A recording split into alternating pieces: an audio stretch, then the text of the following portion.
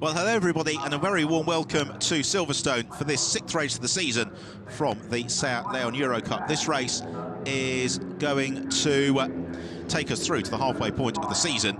So we've already been to the Nürburgring and Salzburgring. We are about to finish the round here at Silverstone, and then we will be moving on to Spa, Monza and the circuits Catalunya to bring the season to a conclusion. So this is the first year of racing for the third iteration of the Seat Leon Cup Racer, a 2-litre turbocharged 4-cylinder car, produces something like 330 brake horsepower, 6-speed sequential gearbox, front-wheel drive, weighs just over 1,100 kilograms. It is a very quick, very spectacular and very good-looking car. So lining up in pole position then is Gabor Weber, the Hungarian driver who has had a pretty wretched start to the year. He is a previous Seat Leon Eurocup champion going back to 2010. He has progressed all the way up to the World Touring Car Championship. He would really like to get his season back on track as we hit the midway point of the year. So the last-minute drink there for Weber. Alongside him on the front row of the grid is the Monegasque driver Stefano Zanini, and if you join us for yesterday's race, then he had a wild ride on the first lap. Beckett's bouncing across the grass and the curbs. Gathered up quite nicely. Stefano moving across from the Trofeo Maserati for this season. Third on the grid is Antonio Martinez. Antonio came through to take a very strong third place in yesterday's race despite pressure from Stefano Comini late on. Martinez in the car that we've seen previously this season in the hands of Thomas Fjordbach. Lining up fourth then is Marcus de Diego, and de Diego finished 5th yesterday, and he has moved across from racing the Clio Eurocup, but also previous star of the Seat Cup in Spain. 5th on the grid then is the championship leader Stian Poulsen, the Norwegian driver, and Poulsen the only driver to have been a double winner this season. That came in the second race at the Nürburgring, the first at the Salzburgring. He's also had 2 other trips to the rostrum, including a second place in yesterday's race. Manuel João it is who lines up in 6th place, the Portuguese driver who finished 6th in the GTS class in last year's Spanish GT Championship. He's also raced internationally in the GT Open. 7th on the grid, another veteran of the International GT Open, is Paul Rosell, 22-year-old Spaniard who finished 4th in the GTS class in last year's GT Open. Again, started his career racing in the Seat Cup Spain. 8th on the grid, yesterday's race winner, Ferenc Fitzka, the former Hungarian Suzuki Swift champion, who most recently has been racing in the European Touring Car Cup Single Make Championship. 9th then for the Swiss Stefano Comini, who had the honour of winning the first ever race in these cars at the Nürburgring back in May. Was charging yesterday, but a poor qualifying in treacherous conditions has let him down and meant that he is having to race his way up through the field in both races this weekend. And completing the top 10 is Jose Monroy, the 34-year-old Portuguese driver who moves over from Portuguese touring cars. Paul Di Oriola didn't quite make it to the checkered flag yesterday after contact late on with Julien Brichet. Nonetheless, the 18-year-old Spaniard moving over from the European Touring Car Cup is having a strong season with 4 top 10 finishes thus far. So the grid begins to clear, and then the cars will go off on their green flag formation lap. The race duration is 11 laps or 40 minutes, whichever comes sooner. And here is how they line up in full, with Gabor Weber and Stefano Zanini sharing the front row. Then it's Antonio Martinez and Marcus de Diego, Stian Poulsen and Manuel João on row 3. Poor result, and Ferenc Fitzka share row 4, ahead of Stefano Comini and Jose Monroy. Paul Di Oriola and Norbert Toth, who only just turned 16 this week and could go racing. Malia Vignes, Alongside Carbonell, row 7 for Fran Roeder, and Lorenzo Veglia, then Jürgen Schmal and Marie Baus-Coppens. Marie, an early retiree yesterday.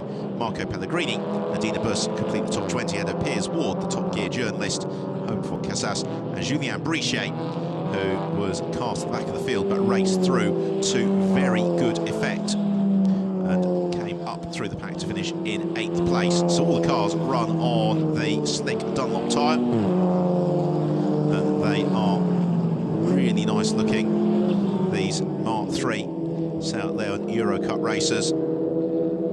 In terms of the way that the championship points get handed out, where you get 10 points to the win, Second place pays you 8, third is 6, fourth is 5, fifth is 4, sixth is 3, seventh is 2, and eighth is just the solitary point.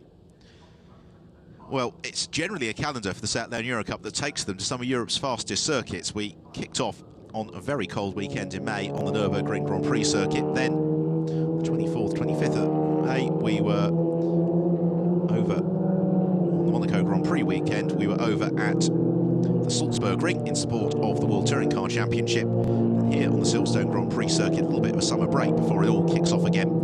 Spa in September, and then onward to Monza and the circuit to Catalunya.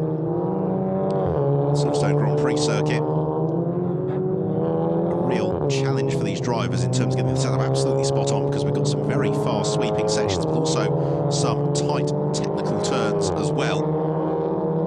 And that is going to be the challenge over the next 11 laps, because we saw during the course of yesterday's race that, particularly as this circuit with these high ambient temperatures does lead to a reasonable degree of tyre degradation. We saw some drivers who pushed very hard early on beginning to fade as the race went on, in particular Paul Rosell, who slipped down to 6th, having been fighting for the lead in the early stages. Likewise other drivers who managed their tyre wear perfectly, climbing up through the field as the race progressed.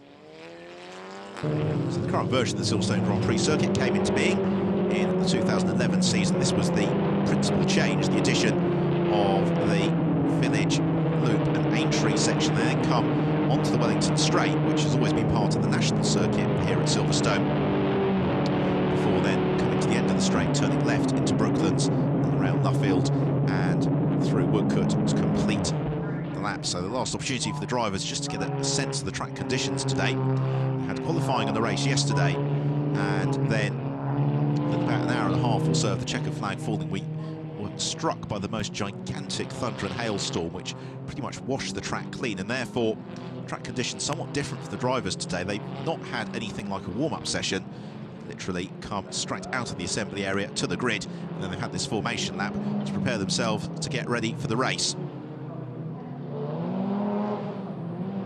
So there is Stefano Camini, the former Italian Clio Cup champion, also a Megane Eurocup champion, and the Swiss driver. He's the only driver in today's race who could potentially take the championship lead away from Stian Poulsen at the midpoint of the season, but that would require a pretty wretched day for Poulsen and an absolutely glorious one for Camini.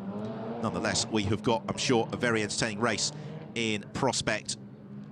So there is Gabor Weber, the #1 car. That is the all-grey car with the fluorescent mirrors. Now there's Stian Poulsen, and he had a problem on this formation lap because he would appear to be coming into position right at the very back of the grid. Indeed he is. So what happened there to Poulsen, I know not, other than that I've put the curse of the commentator on him by saying he needed a wretched day. It's happened before the race has got underway, and now he and Julien Brichet will look to charge up through the field. As Stefano Zanini and Gabor Weber share the front row. The red lights come on now. Out they go after a very short hold. Who gets the jump from the line? It's not Zanini, who spins up the tyres and makes contact with Antonio Martinez, who makes an absolutely lightning start, and it's Martinez who leads into Copse for the first time.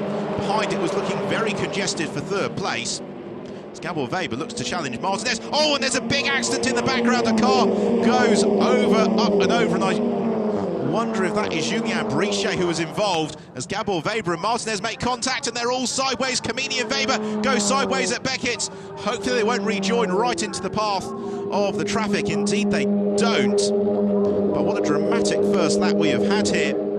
And it is Antonio Martinez who leads the field down the hanger straight for the first time. Bodywork hangs off the car. It is Paul Rosell then who challenges him for second place. Third is Manuel Giel. Fourth, Camini. Fifth is Weber after that huge sideways moment. It's Ferenc Fitzger who is next along, and Paul Rosell takes the lead as, not unsurprisingly, the safety car comes out, and it was, as I feared, Julien Brichet who was the driver who was inverted at Copse Corner at the first turn of the race. Well, we always thought he had a big challenge to move up through the order, and maybe a little bit too over-assertive. So the safety car comes out, the race is neutralised.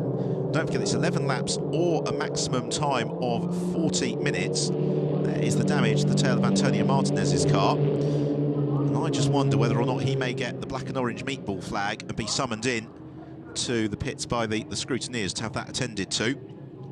Manuel Gial then in third place, fourth for Stefano Camini, and that is what we wanted to see. Julien Brichet out of a somewhat second-hand South Leon Eurocup car, but it shows that the car's principal purpose, which is driver safety, has done exactly what it needed to do, because Copse is a fast corner. That was a nasty-looking incident, but to see Julien Brichet out of the car, he will probably be taken to medical centre for checkups, because driver safety is of paramount importance for everybody concerned. So here's then another look at the start, and it all got a little bit wild to start with Stefano Zanini and Antonio Martinez making contact. There is Julien Brichet. You see him just to the back of your screen on the right-hand side, and he turned in and just got tagged. It flipped the car over, dispatched the rear wheel, goes over once, and slides then on his roof into the gravel trap. There's another inversion when he comes to a halt. Nasty-looking incident, but also I think we can count ourselves lucky that the car of Julien Brichet there didn't gain momentum and start rolling of its own accord. And then Gabor Weber and Stefano Camini synchronised sliding through Beckett's. They somehow rejoined without really the loss of too many places. Antonio Martinez needs a new rear bumper. So the field are all through, except for those caught up in that nasty accident at Copse.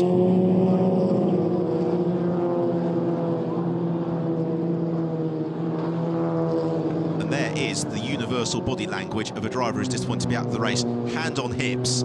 He's going to, Doctor, I think, trying to convince him to maybe go with them. There is his rear wheel. But that's what we wanted to see. Julien Brichet, he's walking of his own accord. He got out of the car of his own accord. But yeah, that body language just reeks of disappointment.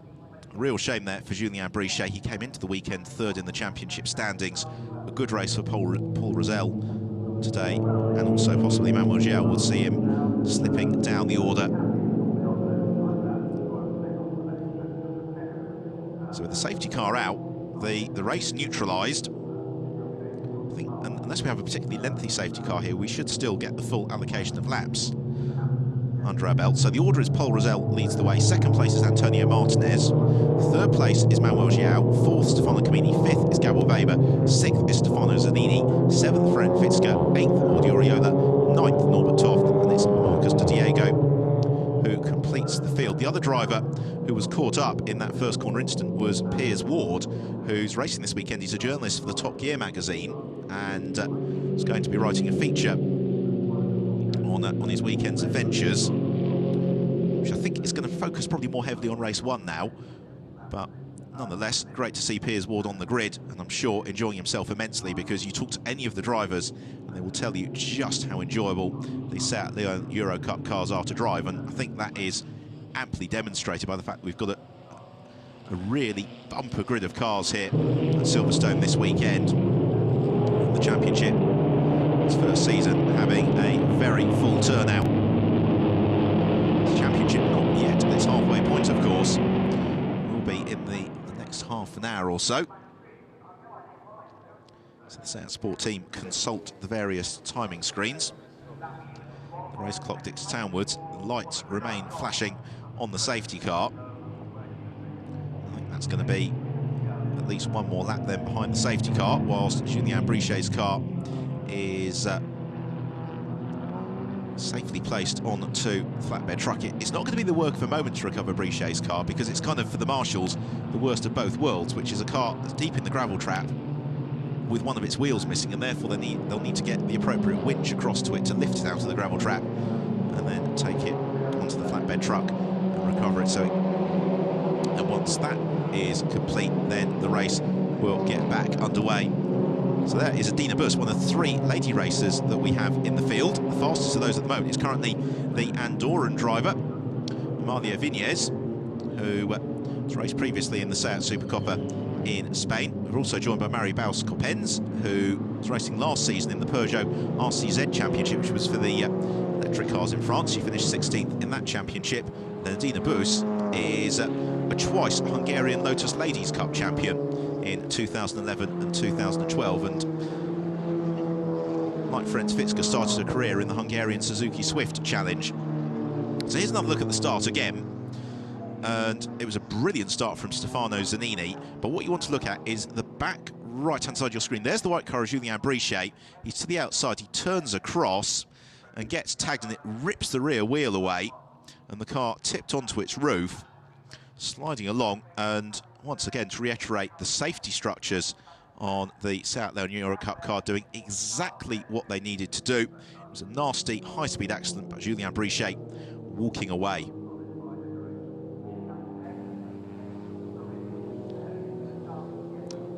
There is arguably the body language of several people who know they're going to have to repair that car a little bit later on, as the safety car continues on its way. So they are out over at the very furthest extremity of the Silverstone Grand Prix circuit, which crosses the county line between Northamptonshire and Buckinghamshire.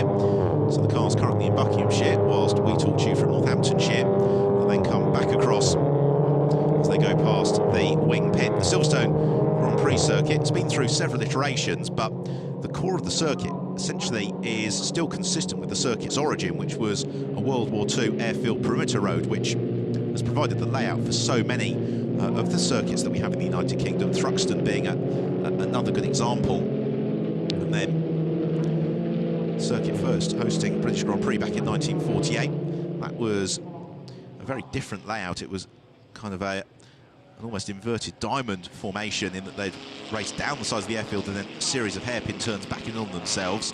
And then we had the layout incepted in the early 1950s, which is the one that was broadly the same all the way through until the late 1980s. 1991 was the first really significant revision of the Silverstone Grand Prix circuit, which saw the slight tightening of Stowe Corner. It also saw the addition of Vale and Club, and also the old bridge corner, Priory, Brooklands and Luffield. And that stood for 20 years before we had the layout that we currently race on, that was incepted. So around Luffield, then we're going to get another lap here behind the safety car. We are getting a couple of laps added to the race, so when we do get going, at least we'll get our full allocation of racing, all things being equal.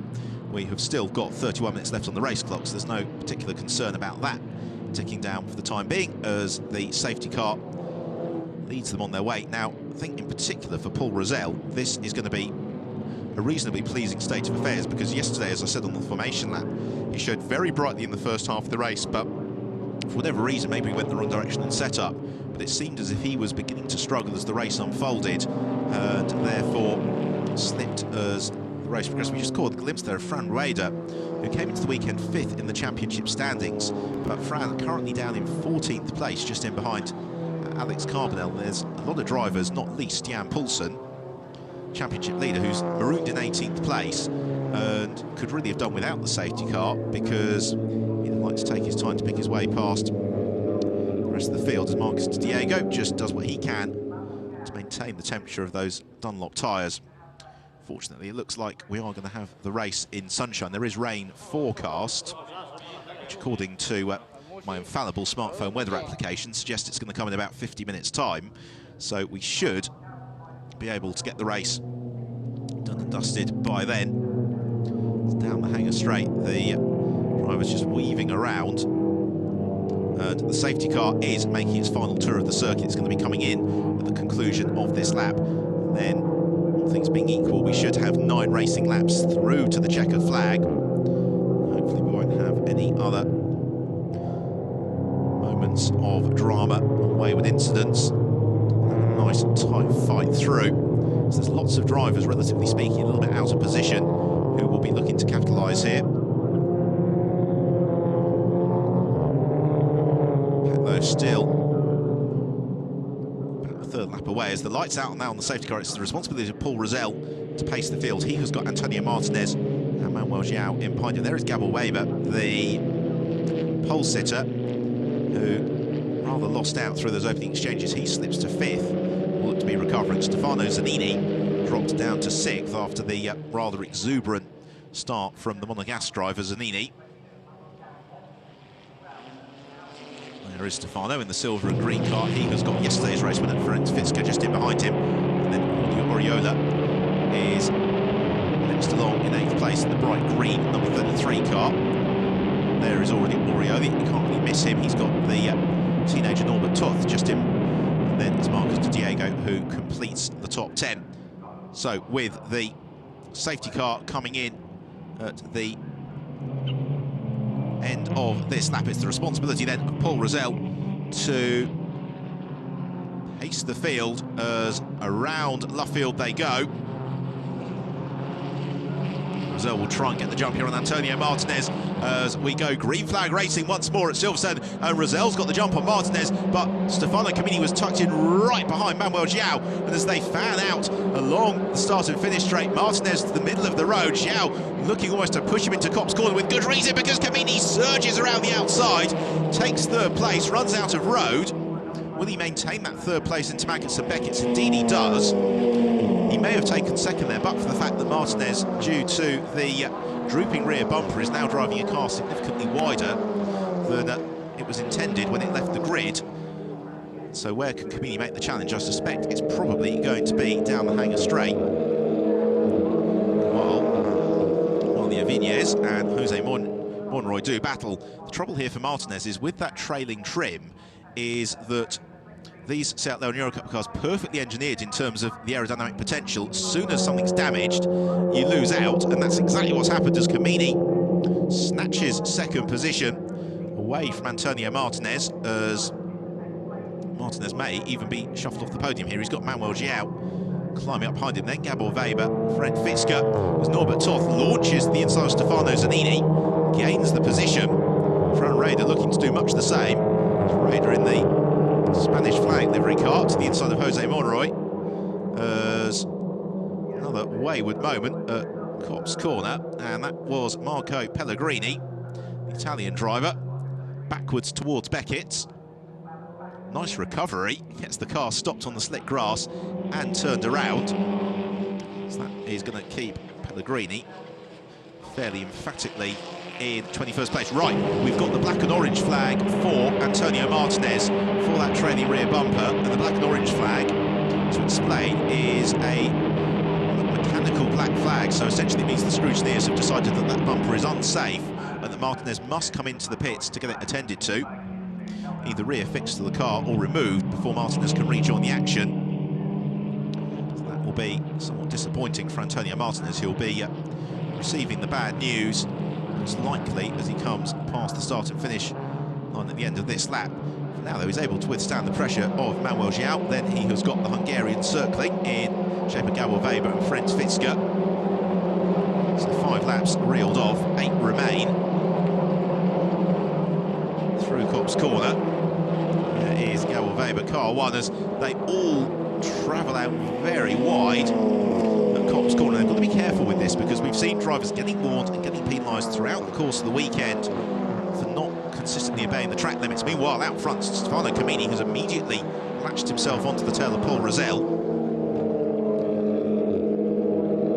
There is Stefano Zanini. He has got Marley Avignez hassling him as down the Hanger Straight, and Rosell has to cover the inside line. Camini looks to the outside, then the inside. Oh, that's a lovely move from Stefano Camini, and for those of you with a long memory will recognise that as an identical manoeuvre to the one that Nigel Mansell pulled on Nelson Piquet at the end of the 1987 British Grand Prix. Looked to one side, then the other, sold in the dummy, and through he went. And so Camini takes the lead. He now sets off, hoping to become the second driver this season to score 2 race victories. Also, as things stand, be enough, by my maths, to move him up ahead of Stian Poulsen in the championship standings, because Poulsen is up to 15th. That will become 14th at the point at which Antonio Martinez is into the pit lane, which certainly will be at the end of this lap. So around Village, the leading group of cars circulate, teetering on the limits of adhesion. Paul Rosell just takes a little bit of a bite of curb, up onto 2 wheels. And then accelerating out of Aintree onto the Wellington Straight. So we've got a 4-way scrap for third. That's shortly going to become a 3-way tussle. And Antonio Martinez peels into the pits, which almost certainly will be at the conclusion of this lap. It's around Brooklands and into Luffield. Martinez circulates around the right-hander and then accelerating on towards Woodcote. This is to complete then lap 6 of the extended 13. Here's another look at the move from Stefano Camini. Went to the left and then the right to the inside of Rosell. And all credit to Paul Rosell, he just stuck to the racing line, did exactly what he needed to do.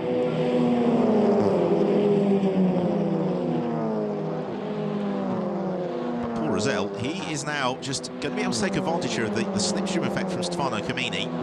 Antonio Martinez is going to have to respond, certainly by the end of the lap after next, if not the end of this lap, to that black and orange flag, because if he doesn't, then he is going to find that the stewards have a fairly dim sense of humour when it comes to ignoring their signals.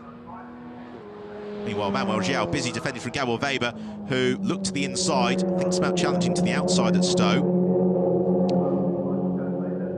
And we've got a drive-through penalty for Stian Poulsen. So Stian Poulsen has a drive-through penalty, and that's because the wheels on the car were not fit after the 3 minutes to go board. So Stian Poulsen, his day goes from bad to worse. He will be demoted to the back of the field as Norbert Toth has got a car that has got plenty of muck over the front bumper, which suggests that he has been involved in the thick of the action. Not yet at half-race distance, and we have had so much drama already in this 6th race of the Seat Leon Eurocup season. And where will the next moment of entertainment come from as Antonio Martinez defends from Manuel João and Gabor Weber, but Martinez is going to have to come into the pits either at the end of this lap or the end of the next lap, or face the wrath of the stewards at the meeting, because he needs to get that rear bumper attended to. So they accelerate down the Wellington Straight. Manuel João closes up onto his tail. So there is the car of Antonio Martinez. Manuel João, I suspect, is well aware that Martinez will need to duck into the pits, and therefore he's just biding his time, and then we'll see if he can begin to sprint clear of Gabor Weber. Right, another lap reeled off from Antonio Martinez. Maintains that 3rd place, and you saw there quite clearly on camera the black and orange flag being shown to him. And to explain, at the start of every race weekend for the Seat Leon Eurocup, all the drivers on the Friday night are taken into a conference room and given essentially a little bit of a briefing, a little bit of a talk about all the rules and regulations for the weekend. And now Martinez, the entire rear bumper has detached itself. You can see it hanging from the rear of the car. And, well, there will be a discussion, and I suspect Antonio Martinez will be doing most of the listening, is what I would imagine, as Martinez covers the inside line now, down the hanger straight. Manuel João looks to the outside, and João's going to try and challenge into Stowe. He's being aided somewhat here by the fact that we've got the rear spoiler of Antonio Martinez's car, providing a little bit of a distraction. João then looks to the inside into Vale. And Martinez runs wide. Gabor Weber closes up onto Manuel João as the pair of them go side by side through Club. And this is a golden opportunity here for Weber to try and take 2 places in one fell swoop. As he pushes João out wide, French Fitzger also looks to join in. This to fight for 3rd place, because out front Camini leads, Rosell 2nd. And then Weber does get through past João. French Fitzger looks to follow past as well. And Fitzger challenges the outside of João through Farm. On the brakes into Village. Oh, that's going to be very tight. He turns across, claims the line, and Martinez has rightly backed right off the pace. He will head into the pits on this occasion. Contact, that's Norbert Toth and Jordi Oriola. Norbert Toth making an absolutely spectacular Seat Leon Eurocup debut this weekend. He only became old enough to obtain a race licence during the course of the interval between the Salzburg Ring and Silverstone. So what about this fight for 3rd then? Weber goes 3rd, 4th is Manuel João. Into 5th place we have got French Fitzger, and then Norbert Toth has come up into 6th. 7th place for Marcus de Diego, so that's been a bit of a sort out, with then Jordi Oriola seemingly losing out on all of that. flash through over the line. Oriola down into 8th place. 9th place is Fran Reda. Stian Paulsen up to 10th, but he has got a drive-through penalty, which he needs to respond to sooner rather than later. Not unsurprisingly, our race timing screen is telling us we've got a black flag here for car number 54, Antonio Martinez. He has gone into the pits on this occasion. So there is Jordi Oriola, who was very unlucky yesterday in the late stages. He was just tapped by Julien Brichet, but at such an angle that it damaged the rear suspension on the car and put the wheel to a very awkward angle. But he is there in the final of the points playing places. Norbert Toth having a quite remarkable weekend. He's got Marcus Diego, though, closing up on to his tail. So here is Manuel Xiao, who is about a car and a half length adrift from Gabor Weber, the pole sitter, who's come back up into 3rd place. And for the first time, the race just beginning to settle down. Stefano Comini, our race leader, 2nd place for Paul Rosell. He's a couple of seconds clear of Gabor Weber. Then we have got Xiao and Fitzger, not much between the pair of them. Then it is Norbert Toth, Marcus Diego, and Jordi Oriola. Fran Reda in 10th, Stian Paulsen, Fran Reda in 9th rather, Stian Paulsen in 10th, but needs to serve his drive-through penalty. I think he's just towards the very back end of the 3-lap window, within which he needs to respond as Norbert Toth slithers out wide on the exit of the loop, and that promotes Marcus Diego up into 6th position. Has that cost Toth down the Wellington Straight? Are we going to see Jordi Oriola in the green car flashing to the right of our screen? That's exactly what happens. And Oriola launches a move to the inside of Brooklands. Can he get the car stopped in time? Indeed he does. And that is a nice passing manoeuvre completed by Jordi Oriola. So he is another of the youth contingent in this South Leon Eurocup Championship, just 18 years old. He was 3rd in the single make class of last year's European Touring Car Cup, 6 times on the podium, raced in the Clio Eurocup in the season before that.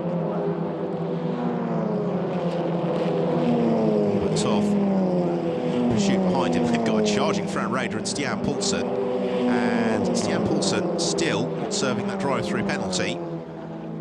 But what you'll often see when drivers get a drive-through penalty is they will leave it until the very last moment to do so, because by doing that they'll be able to build that little bit of a buffer over the cars behind them. Of course, we did have that year here at Silverstone in the British Grand Prix where Michael Schumacher won the race while serving a drive-through penalty, much to the consternation and head-shaking of some of his rivals. So there is precedent for it at Silverstone. There is the white car of Stian Paulsen in pursuit of Fran Reda. Meanwhile, Stefano Zanini and Jose Monroy go side by side. It's Alex Carbonell who has the best view of all of that just behind the pair of them.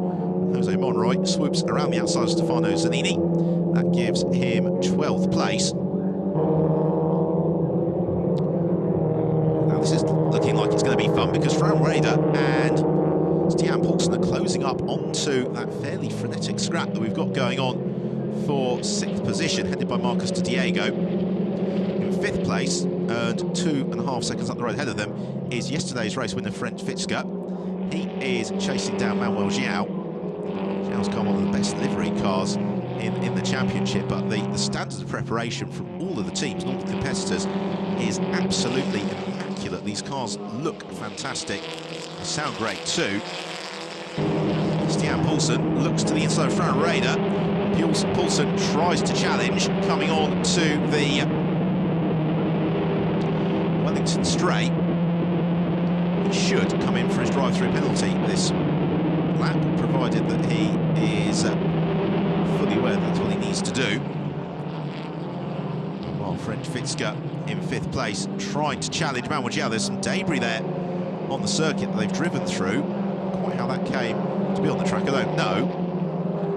Meanwhile, across the line to complete the 10th lap of the race is Stefano Comini. We've got 3 laps remaining, so we're going to get a full complement of laps in before we get the checker flag. Stian Paulsen having a lot of fun here. Looks to the inside, Norbert Toth into Cobb's corner. Oh, and they make contact. They rub side by side with each other, door handle to door handle. And it's Norbert Toth who gets bumped across the grass at Cobb's corner. Stian Paulsen determined to make this move stick into Beckett's. He swoops around the outside at Maggots, now into Beckett's. And and he gains the place. So it must be at the end of this lap that we'll see Poulsen in for that drive-through penalty. Here's another look at it. Commits to the inside line very late into Kopp's corner. Norbert Toth, I'm not sure, was entirely aware, to be honest, that Stian Poulsen was there. Fortunately, the pair of them went into each other side by side, which means the risk of damage was minimised. And Toth looks to repay the compliment. Down is... Oh, and I think Poulsen must be damaged because he backs right off the pace and allows both Toth and Fran Rader to pass him. Fran Rader looking to take advantage here to the inside. Norbert Toth slithers through, gains the place.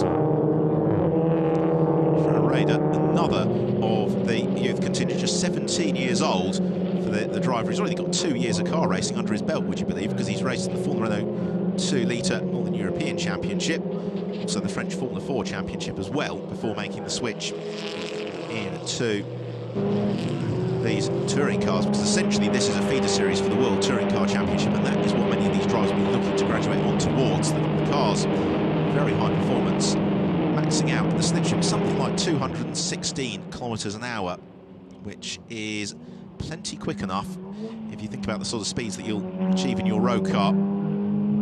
So we've got a lovely fight coming together now for second and third between the blue and white car. That's Paul Rosell. He has got the slate grey car of Gabor Weber closing in just behind him. Stefano Camini, the race leader, is easing clear as he heads into his penultimate lap. So that means that Gabor Weber has got 12 kilometres now with which to try and find a way past Paul Rosell.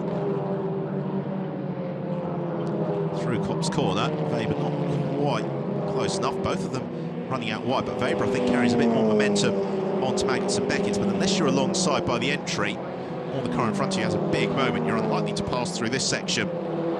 So instead the focus for Weber is going to be carrying the pace out of Chapel Curve onto the Hangar Straight, because that is principal overtaking opportunity, and they arrive onto the Hangar Straight now. Weber, I have to say, looking very, very smooth in that grey-silver car. Scout Sport team, let's hope, being thoroughly entertained by this one, because it is a really nice race. And these cars, to all intents and purposes, absolutely identical, and it comes down to driver ability, 1 or 2 setup tweaks. It means the racing is always close and frenetic. So Vale and Club and Weber now right up onto the tail of Paul Rosell. It was 4/10 of a second at the start of the lap. It would appear to be a little bit less than that halfway round this penultimate lap of the race. They sprint over the Formula 1 start and finish grid and into the right-hander at Abbey. That will then propel them for the left-hander at Farm, which is already negotiated by Stefano Camini, the 24-year-old Swiss driver. Camini has managed this race absolutely to perfection. Rosell and Weber still doing battle. Rosell victorious in the second of the races at Salzburg. That was his only trip to the rostrum. Gabor Weber in 8th place is the best that he's got to show from the season thus far. And that may well be complemented by either a second or third to date, depending on what happens over the next 2.5 minutes. Through Brooklands, and Weber building up the pressure, asking the questions of Rosell. Snatch of the break into Luffield. Can't really overtake at Luffield. It goes on for an absolute eternity. It is a never-ending corner. And look at this into Woodcup. There is nothing between them, about a third of a Seat length, no more than that. On to start-finish straight, and is Weber going to challenge into Kopp's corner? No, thinks better of it at Kopp's. Might launch a bid now actually into Maggots and Beckett's, because running out very wide was Rosell, but he seems to have been able to carry that momentum nonetheless. So into the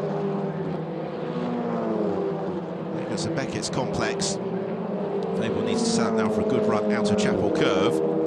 Takes quite a large bite of curb, the last part of Beckett's. So onto the Hangar Straight. Stowe Corner is one of the remaining overtaking opportunities for Gabor Weber. It comes down between them through the right-hander at Stowe. Dunlop tyres being used to the maximum as, oh dear, Norbert Toth spin at Brooklands for him. He will rejoin, but to the loss of several places. Meanwhile, Stefano Camini halfway through the final tour of the circuit. And there's a gap behind him where Gabor Weber should have been. There's Weber, he's dropped a long way back from Paul Rosell. Now I wonder what caused that, whether it was a driver error, because suddenly there is daylight between all of the top three. Stefano Camini looks like he will be the second driver to win 2 races this season, and that is looking like it is also going to elevate him up to the very head of the championship standings. He's managed the race absolutely perfectly today, taking his chances when they came. He accelerates down the Wellington Straight for the final time. Second place then for Paul Rosell, and then third for Gabor Weber. Looks like it was just a mistake from Weber because he's able to hold off Manuel João. With just 1 corner to go, Stefano Camini is about to end the first half of the season exactly as he started it, and that is victorious as he accelerates his target competition car through Woodcote. The checker flag is ready and waiting as Stefano Camini wins the 6th race of the season in the Seat Leon Eurocup. 2nd place going the way of Paul Rosell, and 3rd place for Gabor Weber. 4th to Manuel João, 5th for Ferenc Fitzka. What about Jordi Oriola and Fran Breda? This is the fight for 7th, and it goes in favour of Jordi Oriola. Fran Breda becomes the last of the points scorers, and Amalia Vinales takes the flag in 9th place. Fine drive from the Andorran, with Jose Monroy completing the top 10, just clear of Alex Carbonell and Norbert Toth. Stefano Zanini, after another action-packed race, finishing in 13th, clear of Jürgen Schmal and Maribaus Coppens. Well, Stefano Camini could probably have done without the intervention of that safety car, but nonetheless, he has driven very, very nicely here. He celebrates. Number 1 is the signal that he gives to the marshals and the fans who have gone to spectate down over at Stowe. So look at the results then. Camini victorious and fastest lap. He wins it by almost 4 seconds from Paul Rosell. Gabor Weber put up a super performance. It's his first podium of the season. Manuel João, Ferenc Fitzka, Marcus de Diego, Jordi Oriola, Fran Breda, Amalia Vinales, Jose Monroy rounds out the top 10. From Alex Carbonell, Norbert Toth, Stefano Zanini and Jürgen Schmal. Maribaus Coppens in 15th, ahead of Lorenzo Veglia, Adina Bus, Fort Casas, and then of course Marco Pellegrini, that big spin, he finished in 19th. Christian Poulsen and Antonio Martinez with Julien Brichet retiring early on after that dramatic incident at Copse Corner, which also claimed the car of Piers Ward. So Camini rather enjoying this lap back to Parc Fermé and then the trip to the Silverstone podium. We are still only at the halfway point of the season. We've got 6 more action-packed races to come. They will be from Spa, Monza and the circuit to Catalunya. Next to those, the first weekend of September at the Spa-Francorchamps circuit. Hopefully the often inclement weather will disappear in the face of an Indian summer, and we'll have 2 nice, clean and competitive dry races for the Seat Leon Eurocup drivers. Well, fortunately, but for a damp qualifying session, the weather has been far kinder than originally predicted this weekend.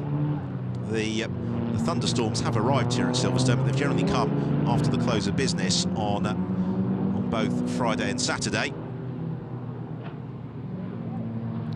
Down into the pit lane and Parc Fermé for the utterly jubilant Camini. I think he thoroughly enjoyed that, and with good reason, racing his way up through the order. Much to celebrate, so the Swiss driver gives his car a hug, saying thank you very much for doing the job for me. Overjoyed Camini celebrates with his mechanic. 2nd place for Paul Rosell. That was a really nice drive from Rosell. And then 3rd place for Gabor Weber.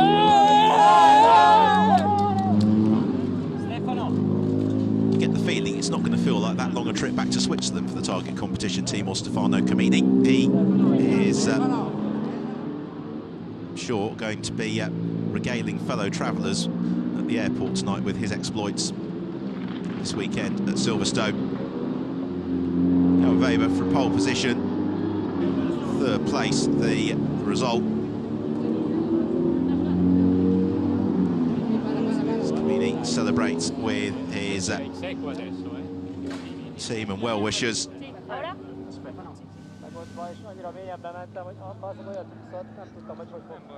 Weber disengages himself from his helmet and hands device.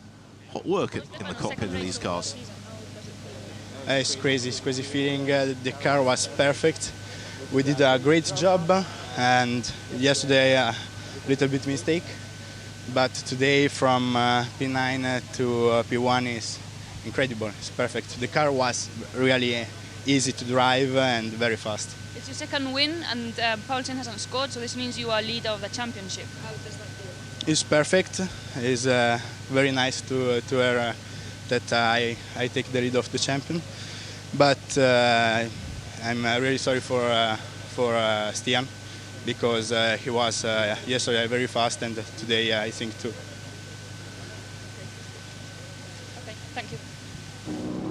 So let's look then back at the highlights of what was a fairly dramatic race. Contact immediately off the line between Stefano Zanini and Antonio Martinez, but a far bigger incident behind. Watch for the car of Julien Brichet. You'll be able to pick it out. It's the white one that's upside down. Nasty incident. Unfortunately, Brichet walking away thanks to the strength of his South Leon Eurocup car. Into Beckett's the first time, and it was sideways to both Camini and Weber.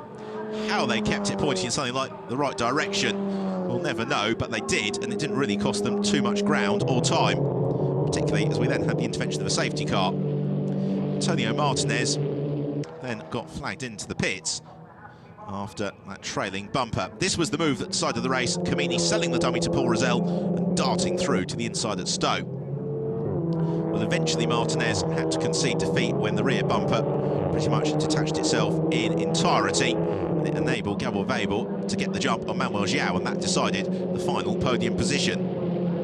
João then holding on Ferenc Fitzka through to the checkered flag. Norbert Toth, making his debut in the South Leon Eurocup, was in the thick of the action. He and Jordi Odrio that had a nice tight wheel-to-wheel dice. Stian Poulsen then tried to get to the inside of Toth. They made contact through Kopp's corner, and that unfortunately was enough to force Poulsen into retirement. Toth then demoted by the charging Fran Rueda. The Spaniard coming through to score the last of the points in 8th place. So it's for Camini a second victory of the season, and a very significant one, and that gives him the lead of the championship at the midway point of the year. Second place to Paul Rosell, with Gabor Weber completing the podium ahead of Manuel João and Ferenc Fitzka. Celebration time in Parc Fermé for Camini. So the massed ranks of the target competition team ready and waiting for their man Stefano Camini to be announced up onto the podium.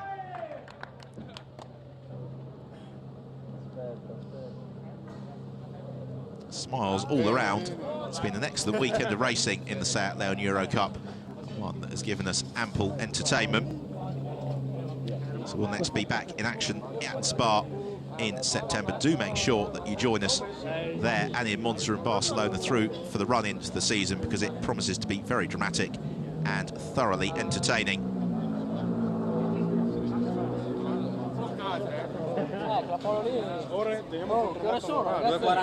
So the drivers evidently just being gathered up to take their place up on the rostrum, as the crowd here at Silverstone basking in the July heat haze. It's a very warm day here today, that the sun just beginning to peek through really for the first time during the course of that South Leon Eurocup race.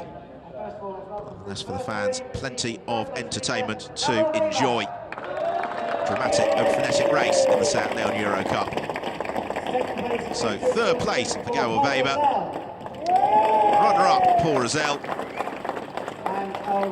And the race winner Stefano Camini, celebrating up onto the top step of the rostrum. You can hear the cheers from his mechanics at the foot of the podium.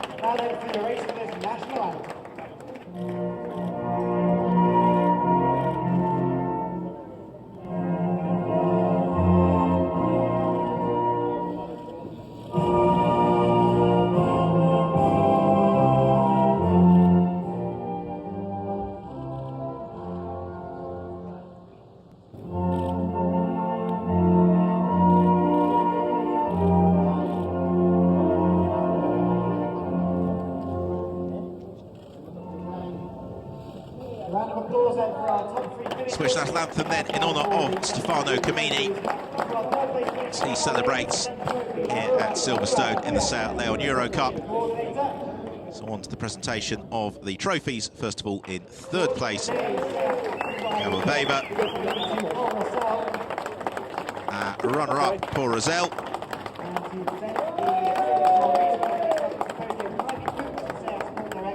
And then Jaime Puig, the South Sport Director, who will present the winning trophy for Stefano Camini. So Camini, Rosell and Weber will pose for the photographs on the podium. When they do that, they will then let rip with the champagne, which means it's a good moment for myself, Ben Evans, to say thank you very much for your company at Silverstone this afternoon. Look forward to seeing you at Spa in September as the South Leon Eurocup season continues.